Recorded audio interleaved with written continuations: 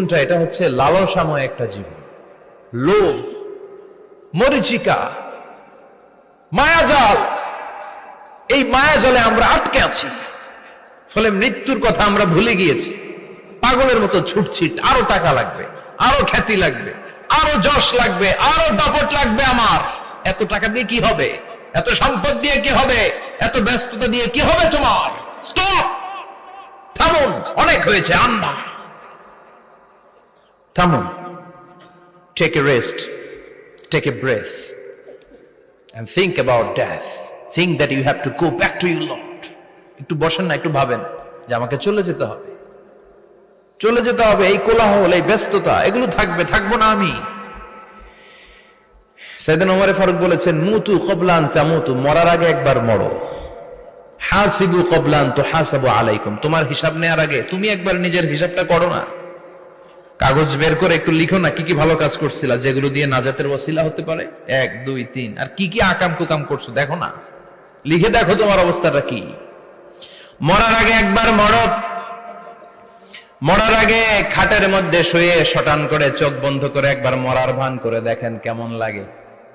চোখটা বন্ধ করেন আর ভাবেন আপনি নাই, কি কি হতে পারে ভাবেন। আপনার ছেলে মেয়েরা কান্না জুড়ে দিবে, আপনার প্রাণের স্ত্রী বিলাপ শুরু করে দিবে, বন্ধু বান্ধবের চিৎকার আর মাতম, স্থানীয় এলাকার মসজিদে ঘোষণা, অমুক এলাকার নিবাসী অমুক ভাই অমুকের ছেলে অমুক দুনিয়ায় নাই। সব আত্মীয়রা চলে আসবে, ফেসবুকে স্ট্যাটাস দেয়া হবে, সবাই সবাইকে জানাবে বিকাল 4টায় অমুক হাই স্কুল ময়দানে আপনার জানাজা। ছুটে আসবে, সবাই ছুটে আসবে আপনাকে শেষ বিদায় দিতে, গুড বাই জানানোর জন্য, আল ওয়াদা, বিদায় জানাতে আসবে সবাই। 4 তাকবীর দিয়ে আপনার জানাজা হবে, অশ্রুসিক্ত জানাজায় আপনার বিদায় হবে। কাঠের খাটিয়ার মধ্যে করে কাঁধে তুলে আপনারে কবরে নেওয়া হবে। আগে থেকে খুঁড়ে রাখা কবরটার মধ্যে আপনারে বিছিয়ে দেয়া হবে। বাঁশের কচি দিয়ে তার উপরে মাটির চাপা দিয়ে সব চলে যাবে। ভাবেন না একবার চোখ বন্ধ করে, this is the circle of life, this is the nature of life. এটা সবার হবে, আমার হবে, আপনার হবে। এত মায়া, এত ভালোবাসা কই যাবে? কেউ থাকবে না, সবাই আপনার অন্ধকার কবরে রেখে দিয়ে চলে আসবে। উপরে বাঁশের কঞ্চি, তার উপরে মাটির চাপা, অন্ধকার আর অন্ধকার। এই অন্ধকার যেন শেষ হতে চায় না, শুধুই অন্ধকার, ঠিক কিনা? এজন্য আমাদের চলে যেতে হবে। দাদা গেল, চাচা গেল, মামা গেল, আমাদেরকেও যেতে হবে, জোরে কোন ঠিক কিনা? একদিন মাটির ভেতরে হবে ঘরে মন আমার, কেন বন্ধ দালান ঘর, প্রাণ পাখি উড়ে যাবে পিঞ্জর ছেড়ে।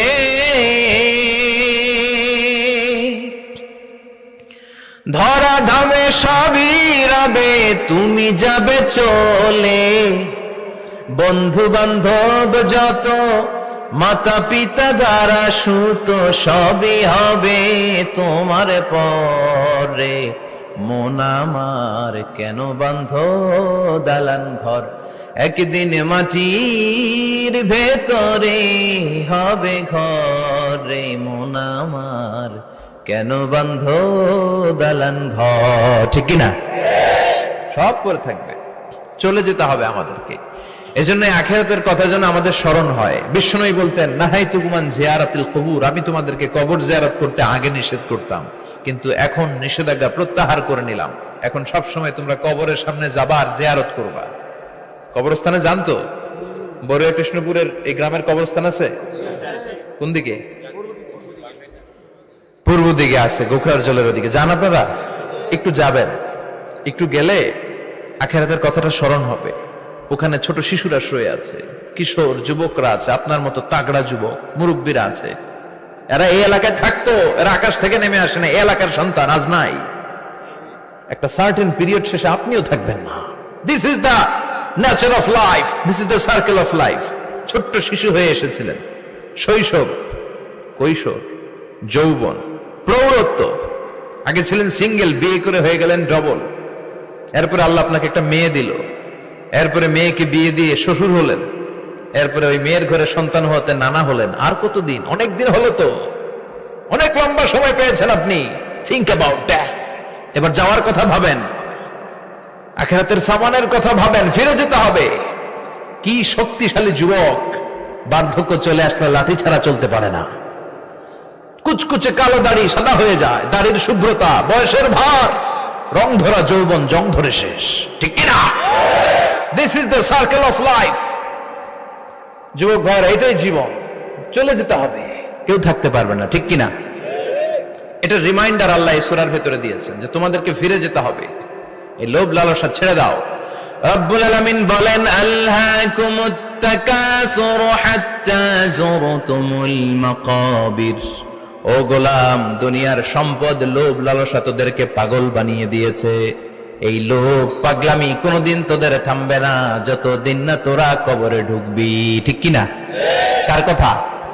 আল্লাহ বললেন, দুনিয়ার সম্পদ আর লোভ আর মোহে তোমরা গাফেল হয়ে গিয়েছো। আখিরাতের কথা বেমালুম তোমরা ভুলে গিয়েছো, কিন্তু আখিরাতে তোমাদের যেতেই হবে, কবরের বাড়িতে তোমাদের ঢুকতেই হবে, ঠিক কিনা? যেতেই হবে, আমরা ভুলে যাই। আলহাকুমুত তাকাসুর, অতিরিক্ত পাওয়ার লোভ, বেশি বেশি খাওয়ার লোভ, বেশি বেশি জমানোর লোভ মানুষকে গাফেল বানিয়ে দিয়েছে। এটা মানুষের স্বভাব, আরো চাই আরো চাই, এই স্বভাবটা আছে না নাই? দেখবেন ছোট বাচ্চারা মসজিদের দোয়া অনুষ্ঠান শেষে জিলাপি দেয় না? বড়ে কৃষ্ণপুর কি দেয়? আগে বাতাসা দিত না, এখন কি দেয়? জিলাপি দেয়, মিষ্টি দেয়। তো মসজিদের 2-3 গেট থেকে যদি দেয়, ছোট বাচ্চারা দেখবেন এদিক দিয়ে কয়েকটা নিয়ে আবার ওই গেটে লাইন ধরে। ওর হাত হলো ছোট হাত, ওর হাত ভর্তি জিলাপি, আর নেওয়ার জায়গা না, এরপর আরেক জায়গায় লাইন ধরছে, আরো লাগবে আরো লাগবে, এই আরো আরো আরো চাই। এই স্বভাবটাই মানুষকে কুড়ে কুড়ে শেষ করে দিয়েছে। এত লাগবে কেন তোমার? চাহিদার কোনো শেষ নাই, unlimited demand of human being.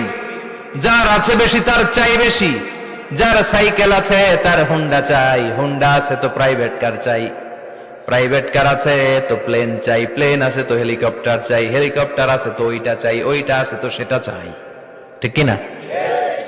এলাকার মেম্বার যে হয়েছে চেয়ারম্যান হতে চায়, আছে না নাই? চেয়ারম্যান সাহেব এমপি হতে চায়, আছে না নাই? এমপি সাহেব মন্ত্রী হতে চায়, আছে না নাই? মন্ত্রী সাহেব প্রধানমন্ত্রী হতে চায়, আছে না নাই? কিন্তু এই দেশে সুযোগ নাই, কথা কন। এই দেশে প্রধানমন্ত্রী সিলেক্টেড, 2-3 জনের বাইরে কেউ প্রধানমন্ত্রী হইতে পারবি না, ঠিক কিনা? আমার এই জীবনে তো আমি 2-3 জনই দেখলাম। বেগম খালেদা জিয়া, মাননীয় প্রধানমন্ত্রী শেখ হাসিনার ছোট্টবেলা দেখেছি এরশাদকে, আমরা তখন ছোট। তো মানুষের চাহিদার কোনো শেষ নাই, যার আছে বেশি তার চাই বেশি। এজন্য বিষ্ণু বলেছেন, উনজুরু ইলা মান হুয়া আসফালা মিন, তোমার চেয়ে যে খারাপ আছে ওর দিকে তাকাও।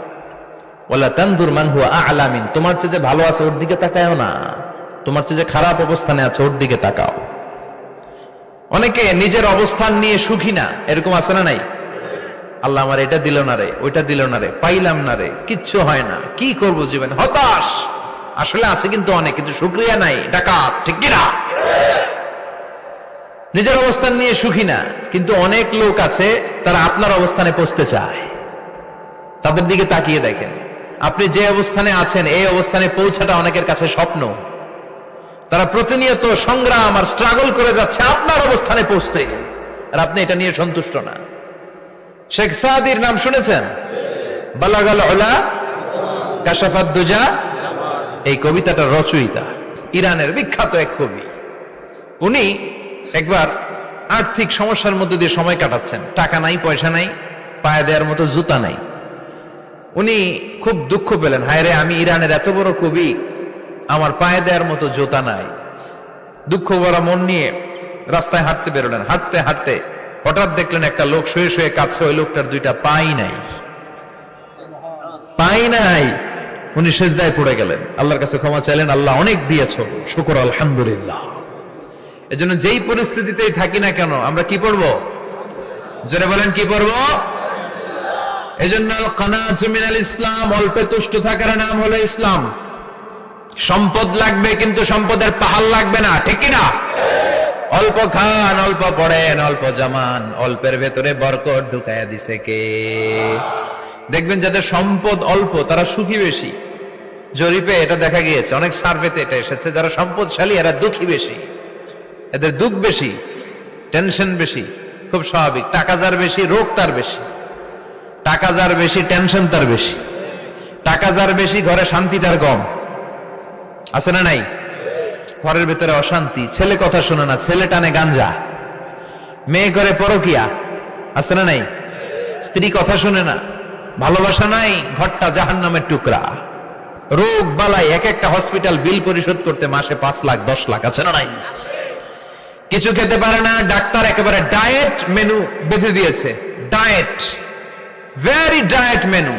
এটা এটা এটা এটা কিছুই খাবেন না, শুধু গরু খাবেন না, খাসি খাবেন না, চিংড়ি খাবেন না, খালি ঘাস খাবেন। ইচ্ছে মতো ঘাস খাবেন, মানে ঘাস জাতীয় যত আইটেম আছে সব খাবেন।